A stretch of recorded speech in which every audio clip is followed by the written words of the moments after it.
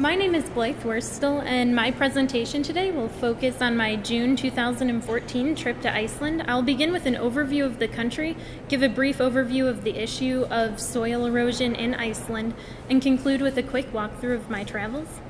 I want to begin by situating Iceland in the world context. Iceland is a small country located a little over halfway between North America and Europe. It's just a 4-hour flight from New York, and Germany even offers a ferry over to Iceland during the summer months. The country is quite small, being similar in size to the state of Ohio. It has approximately 326,000 people, which is about 6 times Ohio State's population, or between the size of Cleveland or Cincinnati. Of this small population, about 1/3 of the people live in Reykjavik, and another third live in the immediate vicinity. Reykjavik is the capital city of Iceland. The various cities are linked by one main road, the Ring Road. While this road is paved, the other roads throughout the country are not, and at times can be quite perilous. The topography of Iceland is incredible and dramatic. Stunning fjords mark the coastlines, while the interior highlands are a desert. This corresponds with soil erosion on site. The center of Iceland, the darkest color, is the highest erosion, while the lightest is the lowest. So the center is marked by the highest erosion, and it is quickly impeding on the coastline. Erosion is a major issue worldwide, displacing 50 million people, threatening the livelihoods of over 1 billion people, and leading to the loss of 23 hectares of arable land each minute. Soil erosion has a long history in Iceland. In 1125, when the Vikings first stepped foot on the country that we now know as Iceland, they stepped onto a lush and fertile land dominated by birch and willow forests and fed by fertile volcanic soil. However, today, 60% of vegetation has been lost to cultivation, soil erosion, and overgrazing by sheep. These destructive forces created Europe's largest desert, which accounts for 33% of Iceland's landmass. And during our travels, this destruction of the soil erosion was particularly evident. In images such as this, you can see the contrasting of the quickly eroding slope with at current efforts at revegetation. There is an Icelandic joke that a lot of the Icelanders would tell us, that if you ever got lost in an Icelandic forest, you would just have to stand up, because the forests are incredibly short, and because of the cold climate and high winds. So these were some of the revegetation efforts that we encountered along our trips around the Ring Road. One method that has been found to be particularly effective is the planting of Alaskan lupine. This is an extremely controversial method because Alaskan lupine spreads extremely quickly. For this reason, it is able to quickly stabilize the Icelandic slope. However, it also quickly takes over.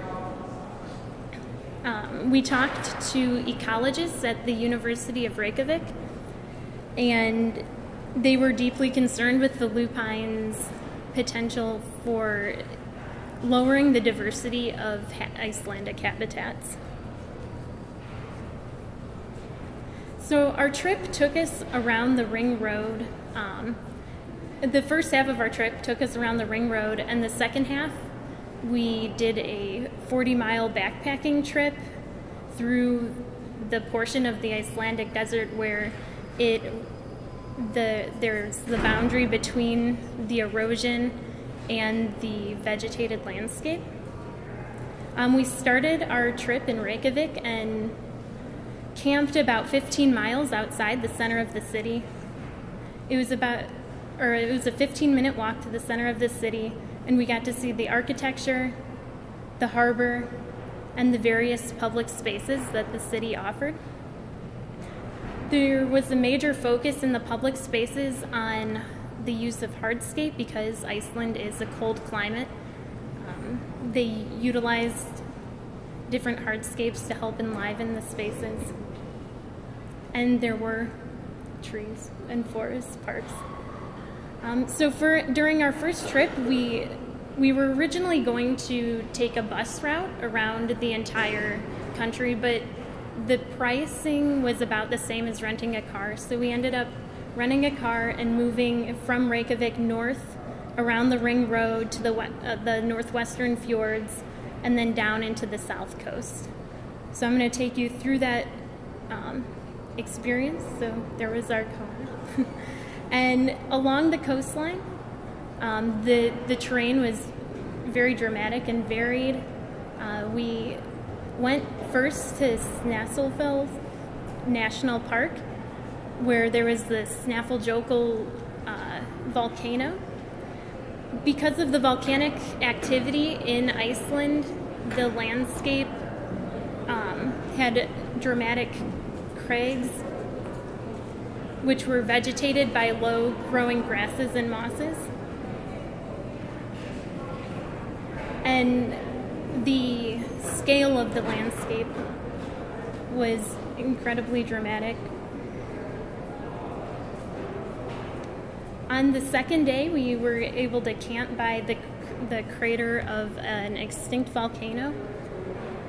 The sun never set in Iceland during the summer, so we had to get used to the 24 hours of daylight. This was the lowest the sun would ever get, and it was at around 2 or 3 in the morning. And we got to go and experience many of the small towns that dot the rest of Iceland's coast. So from our first camping site, we moved northward to the West Fjords, which is the easternmost point in Europe, or the westernmost point in Europe, and the home of many puffins and other birds. And this was the most eastern point in Europe, or western point in Europe. We continued northward through the western fjords to Lake Mývatn. This landscape was also dramatically shaped by volcanic activity in the area and was an extremely fertile area because of the high amounts of a small insect called the midge. Unfortunately, the midges were quite prolific in the area, and after having reserved 2 nights of camping, we had to go ask for our money back because the bugs were unbearable. In the area as well, there was significant amounts of geothermal activity, and we were able to go and visit the geothermal sites that power most of Iceland's energy.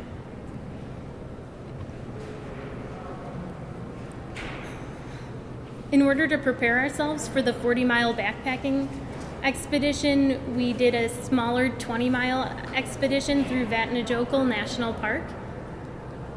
This national park protects a landscape that has been deeply shaped by glacial erosion. We walked along the canyon and across rivers before settling down for the night and eating our traditional bacon cheddar chipotle mashed potatoes meal. Not delicious. The next day we would set out along the river and pass more evidence of the volcanic landscape.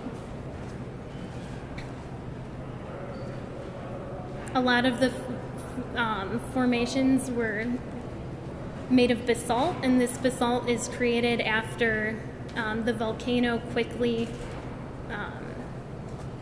the volcanic lava quickly cools and creates really stunning columns. The trip culminated in a a waterfall called Dettifoss. It's the largest waterfall in Europe, and it was the site for the movie Prometheus. After our 2-day exhibition, we had to hitchhike back to our car, 20 miles. So it was an experience. And we got in our car and continued onward to Jorkulsen, and this is a glacial lagoon located on the southern coast of Iceland. Took one of the amphibious boats to travel through the lagoon, looking at how the glacier is receding and even getting to taste some of the ice. This is used in many James Bond movies, this location, and is home for many harbor seals. So this is looking back at the lagoon from the beach. There's an extremely strong current, and in the past, volcanic activities have caused this bridge to have destroyed the bridge, which has been extremely detrimental because the river has a high current, and often if you're trying to pass it, could sweep people out to sea.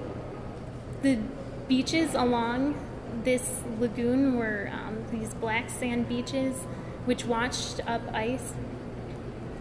We had fun with, Chris brought a GoPro camera, and so we had a good time trying to capture some of the waves and the soil on camera. So our last night around the Ring Road, we ended in Skaftafell National Park, and this is Iceland's largest national park and the location that many Icelanders go to travel when they travel. We did some hikes into the mountains to see some more of the volcanic cooling of those basalt columns, as well as traveled to the edge of the glacier to see the glacier receding once again.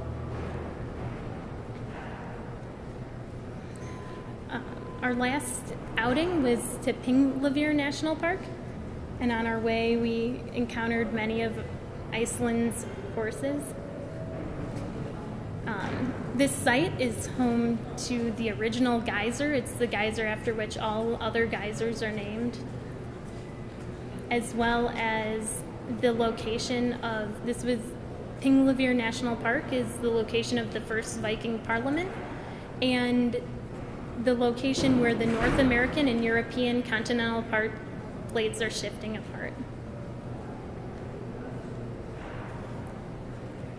So the major part of our trip involved backpacking from the trailhead in Landmannalaugar down 40 miles back to the coastline where it's revegetated. Along the way, we experienced the extreme, this is where the desert occurs in Iceland, and to get a sense of scale, if you can see at the very top, there's those tiny little people. So along the way, we got to experience the Icelandic desert. And as we moved further north, or further up the mountains, it became snowier until finally we arrived at our campsite. We were glad we were recommended by our ecologist friends to bring a GPS because the next morning it was extremely foggy and you couldn't see the next trail marker. However, on the other side of the fog, we got outstanding views of the valley, the Landmannalaugar Valley. And here you can start to see, this is where the erosion line is starting to happen more. You can see how the sand is moving across and getting in our eyes. And this is then the more vegetated condition that desertification is encroaching on. This was at the end of the trail is one of Iceland's last remaining natural forests. It's one that hasn't been cut down since the arrival of the Vikings. and is home to a diversity of wildlife, including many species of orchid. So at the end of the trail, we had hiked down to the bus stop only to find that we were at the wrong bus stop. And so then we had to stay the night. But we were happy that we did so because we got to do a couple more hikes in the area and look at some massive river valleys and river floodplains.